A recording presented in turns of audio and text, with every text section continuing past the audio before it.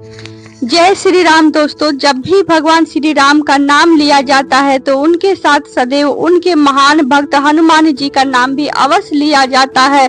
हनुमान जी स्वयं भगवान शिव के ही अवतार है। हनुमान जी एक महाबलशाली देवता थे। इन्हें हराना किसी के भी बस की बात नहीं थी। इन्हें भगवान शिव, विष्णु, ब्रह्मा और कई देवों से इन्हें अलग अलग तरह के वरदान मिले हुए थे, जिसके चलते इनकी शक्ति काफी बढ़ गई थी। भगवान हनुमान जी आज भी चिरंजीवी है। वह त्रेता युग में स्वयं भगवान श्री राम के भी साथ थे और द्वापर युग में स्वयं भगवान श्री कृष्ण के साथ भी थे।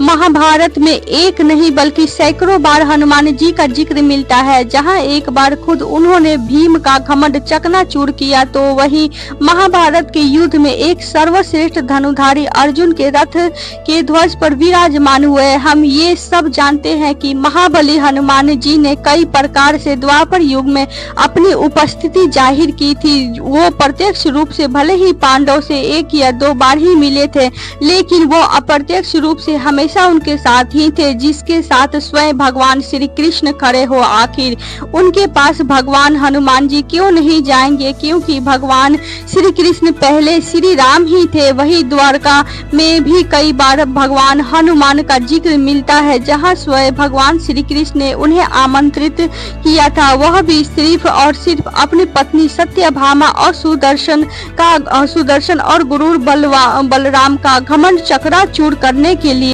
कहते हैं महाभारत के युद्ध के समय वो प्रत्यक्ष रूप से सबके सामने आए थे, जहां वह स्वयं भगवान श्री कृष्ण के कहने पर और अर्जुन की विनती करने पर ही वो स्वयं उनकी शक्तिशाली रथ के ध्वज में विराजमान हुए।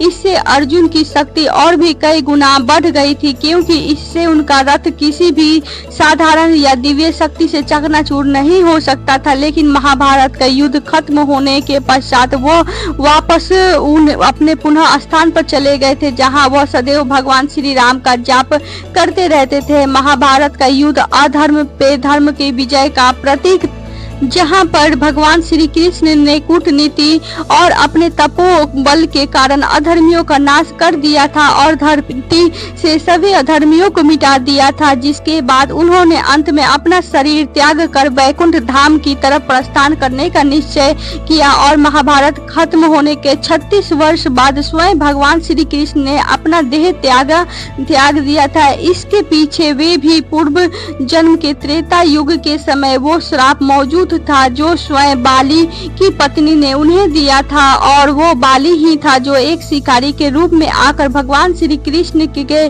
पैर पर उन्हें मृग समझकर वार कर देता है। वह जिसकी वजह से स्वयं भगवान श्री कृष्ण को अपना देह त्यागना पड़ा था। जब स्वयं हनुमान जी को यह पता चला कि उनके आराध्य भगवान स्वयं इस धरती को छोड़ने वाले हैं और वह वैकुंठ धाम की तरफ प्रस्थान करने वाले हैं, हनुमान जी भली भांति जानते थे कि भगवान श्री कृष्ण कौन है और उनके साथ हनुमान जी में भक्ति और आराध्य की शक्ति इतनी प्रबल थी कि वह संसारिक मोह माया दुख और सुख से भी परे थे। इसलिए तो वे सब बात भली भांति जानते थे भगवान श्री कृष्ण किस प्रकार पर इस धरती पर आए और किस प्रकार प्रयोजन पूर्व कर वो इस धरती से जा रहे हैं। ऐसा ही संदर्भ हमें त्रेता युग में रामायण के दौरान भी मिलता है, जब स्वयं हनुमान जी के डर के कारण श्री राम को अपनी अंगूठी पाताल लोक में गिरानी पड़ी, क्योंकि वो जानते थे कि हनुमान जी ने उन्हें वैकुंठ धाम जाने नहीं देंगे। जिसके बाद वासुकी नाग की सहायता से उन्हें श्री राम की हजारों अंगूठियों के बारे में पता चला था।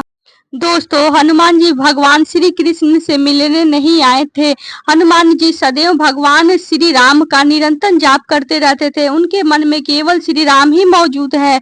उनको ये ज्ञात था कि श्री रामचंद्र न तो कहीं जाते हैं न ही कहीं से भी आते हैं, वो तो हमेशा से ही उनके हृदय में वास करते हैं। इसलिए भगवान श्री कृष्ण के प्रस्थान करते समय ना ही हनुमान जी दुखी थे और ना ही उनकी आंखों से आंसू निकल रहे थे। मिलने की बात पर ऐसा कहा जाता है कि स्वयं हनुमान जी श्री प्रभु श्री राम ने के अथवा श्री कृष्ण के परम भक्त कहलाते हैं। इसलिए भगवान के बीच आंतरिक मन से यानी आंतरिक तरंग से हमेशा मिलान होता रहता है। इस प्रकार से कहा जा सकता है कि स्वयं श्री कृष्ण और हनुमान जी उनके अंतर्मन से हमेशा एक साथ ही रहते हैं और हनुमान जी हमेशा अपने भगवान के ध्यान में लगे रहते थे। इस प्रकार से ये कहानी आज समाप्त होती